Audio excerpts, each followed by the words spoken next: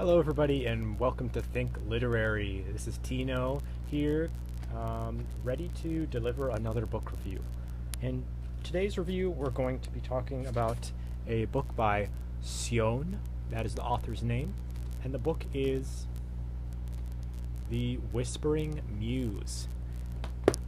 Alright, this is a book by an Icelandic writer, translated into English of course. It is his third book that was translated into English, translated by Victoria Cribb. It's a fairly short book at only 140 pages, so you could call this a novella. It is fiction, a very kind of, it's reality, but it has sort of fantastical undertones, mythological undertones as well. The synopsis, or should I say the plot of this book takes place on a ship traveling from Iceland to Denmark. Okay, it has a lot to do with the story that is told while the ship is in its journey. One of the passengers is telling a story of his younger life in which he was on a shipman, and he was traveling on that ship, and he takes place in a lot of very unusual and impossible, I guess you could call them quests or feats. So it has that mythological undertone, a little bit of the Odyssey going on in here. And to just give you some more small facts to throw those out before we get into the review, this book was published in the USA in 2012. It was originally published in 2005 in Iceland, translated, like I said, by Victoria Cribb. The publisher is Fassar, Strauss, and Giroux. I hope I am pronouncing that correctly. That is a publisher, from what I've looked up, their books are a little bit experimental, mostly fiction, a little bit edgy, should I say, as well, but oftentimes very mainstream and like very palatable as well, just like this book. You don't have to be into experimental fiction to like this. I wouldn't even call it experimental fiction. I would just call it fiction with a little bit of an edge. Fiction that's a little bit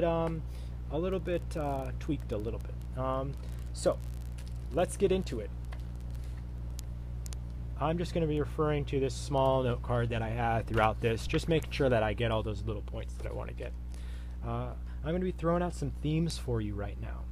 So these themes are things that I want you to kind of focus on as you read this book. If you're writing a book report or you're writing a book essay for your class, I want you to kind of think about these themes and come up with your own along the way. These are just things that I came up with right now to kind of fuel my and your creativity when talking about this book. So to go through those three themes, the first one is going to be class. By class, I mean kind of your class in society, class within society, upper class, lower class, or middle class. Okay, so the second theme is going to be mythology. This is a pretty broad thing to focus on, but it is featured a lot in this book. A lot of references and allusions are made to past to mythology, especially Greek mythology, so I want you to keep that in mind when you read this book. You're going to be hearing a lot of names, a lot of terms that if you don't know much about mythology, you can certainly reference, and there is in fact a bibliography in the back of this book, which is kind of unique to Sjón's works. I've noticed he has a bibliography in his other book, which you don't see much in fiction. It's just a quick bibliography of reference works. And you are going to be able to learn a little about these the names and ideas that are featured in this book, but I'll go into that a little bit later. Now the last one I want you to focus on is whimsy. Now this is kind of a funny theme, I know. Whimsy is it's one of those words that is strange, but yeah, so whimsy is what I want you to focus on, so let's talk about that one last. Okay, so just to get into the general outline, actually I've already talked about that, but let's talk about the first theme, class. Alright, class. How does class feature in this book? Well, this is a journey on an ocean liner. I found that class plays a part in this because the main character seems like he's from fairly upper class. Because he can afford going on this trip from Iceland to Denmark, that plays an example of it, and he is older and seems often finicky about little bit things that you can tell a person who has a lot of time to think about is going to be finicky about. If someone's going to be coming from a lower class, they're going to be a little bit more, less complainy about the simple things of life. And I want you to think about how that plays, especially in terms of Icelandic society, because Icelandic society during this time period, this book is set in the 50s. I'm pretty sure it is the 1950s, but it honestly might be the 1850s. I'm not sure, and it's not really made that clear. I don't think cars play a part in this book really at all, so I'm guessing it might be 1850, especially in a place like Iceland, but there is a modern kind of feel to this prose, so I feel like all of Sjón's books have a modern feel to the prose, which makes it a little bit hard to place in terms of the history where it's supposed to be set, for me at least. In terms of the characters talk kind of modern and things like that. The class, I want you to think about the class of Iceland at this time period. What was Iceland's economy like during this time period? Look into when the book was set and think about the economy of Iceland during that time period, and think about how that plays the role in the individual characters and what they think about their country and what they think about themselves and what they think about each other. Okay, so that's something to think about for sure. Now, what are my thoughts on that? Well, I think it's pretty interesting how the main character is kind of obsessed with fish. He's really focused on the Icelandic diet at the time period, the Nordic diet, and kind of thinks of Nordic race in, a Nordic supremacy sort of. Whereas he's very boastful about the diet of the Nordic race and how they're how they're tall and how they're intelligent, and all these things that he thinks the Nordic race is. So how does that play a part in their economy during that time period? I think that's interesting. It's an upper class perspective for sure. And it is something that comes from, a nation. For example, you wouldn't hear somebody in, say, the jungles of New Guinea talking about how they're the best culture in the world or something like that. This is something to keep in mind. Now, mythology. How does mythology play a part in this book? Well, it plays a large part if you make your way through this book.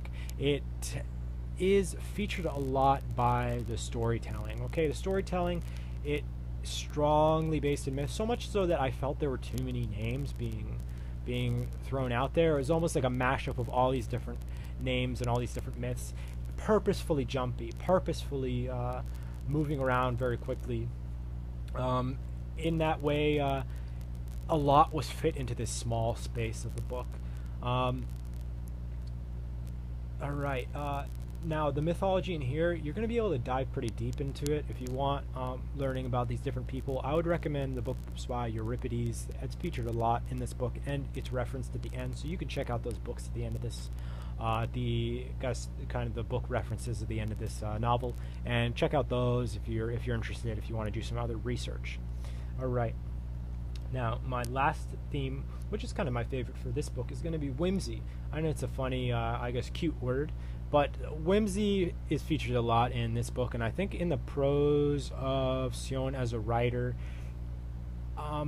this is it's funny because it's juxtaposed against a lot of his other books, which they have a grotesque nature, more so than this book and his other books, meaning that there's more violence, or there's more, insight into bodily functions, put in a nice way. They talk about, like shitting or throwing up or pissing and all these things. Excuse my American.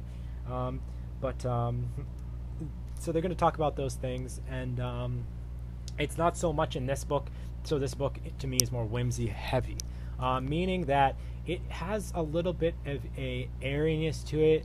Prose is light, and it's kind of jumpy, and it's a little bit purposeless. I don't mean that could be 100% that's a bad thing. Some things are purposeful, some things are purposelessness, and that's just, what they're going for. And I think that is true in this book, where he wants it to be fun, he wants it to be moving really quick. Sometimes you just want to watch, some kind of spectacle or something interesting, and you don't want intense moral or ethical values to play a part in that. You just want a kind of cool story. So the whimsy in this book, I mean that because, for example, with the main character, you don't really understand what he's all about. He's just, you know that he's eccentric, but you don't know what his fundamentals are as a person. He doesn't have that intense character development that you have in a lot of, more serious American fiction if you've read it. I haven't read too much Icelandic literature, but I have a feeling that there's less individual character development, and that it's more focused on kind of individual in terms of unique or eccentric, but they're not going to go into somebody's pains, somebody's all of those and more those darker, deeper things. And I think those were explored the most by Sjón in his book, From the Mouth of the Whale. But even in that book, because it's such a fantastical setting, fantastical things are happening so much, the focus is more so on that than the individual to me. I think that can be a downside in Sjón's works. Part of my reviewing is critiquing, so I think that is a downside in Sjón's works, because he kind of gets, you could tell he's excited when he's writing these things, but you would like more soulfulness to it, meaning you'd like more depth, I'd like more conflict, I'd like more where you get that sense of a character really struggling against something and you want to root for him, you want to see his soul, you want to see all the little fibers of him and who he is, or who she is, and I don't get that as much from this book. I get kind of a fun, jumpy sort of novel, and that kind of has a flash. It's like a sparkler in your hand that you see all these colorful lights jumping off of it, but it's not going to tell you anything about the human condition much, other than in a very stoic and kind of tongue-in-cheek sort of way, which I think is much of Sjón's style is tongue-in-cheek, and that relates a lot to his Icelandic heritage.